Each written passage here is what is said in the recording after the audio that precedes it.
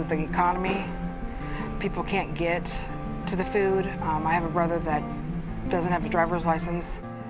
He can't, and he doesn't have a job. I see a lot of situations where the jobs just aren't available, and what jobs are available are minimum wage jobs. And a lot of parents who worked in a lot of businesses for a long time, like for example cable fulfillment, once that's gone and you don't have any other background education, you have to kind of start over. Those are really difficult people sometimes because they're so embarrassed about being there.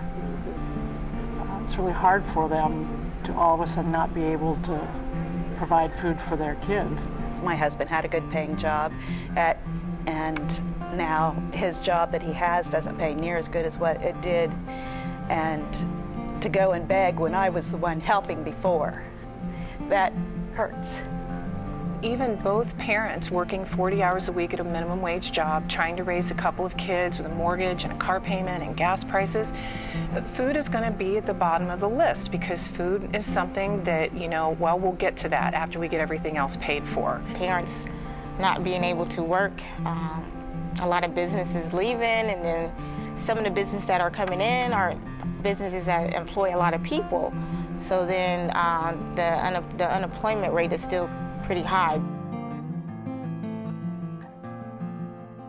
There's times when I feel like a bad mom because I can't get my kids what they want or need. I see a lot of kids in the area that you could tell need something to eat. When a kid comes to school hungry, they're more worried about trying to get something to eat than they are learning. It's important that people know that the kids are the ones that need the food. The adults are grown up, but these kids need to grow up, and they need the nourishment to learn and be able to function properly in the society. But they'll try to get extra food in the lunch line and then slip it in their backpack to take home, and they've said that it's for siblings or things like that, so it's just really sad.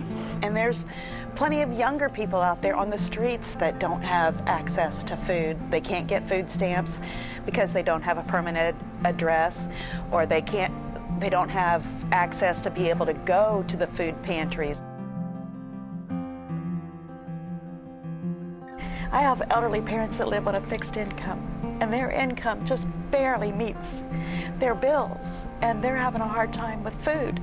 So they go to food pantries, but they can't get food stamps. I got an older couple that lives down there on the street from me, and I try to help them too because, what I can't use, I let them use, and they use it. But now that they're older and having to live on fixed incomes, well, with Social Security being cut and with their medications and everything, they don't have the money for food. People don't realize food pantries is out there to help. And some of them's too proud to even go to them, the ones that you can't afford it, I've seen older people have to eat cat food because they couldn't afford groceries, and they didn't know about the food pantries or were too proud to go there. You don't have to be too proud to ask for help.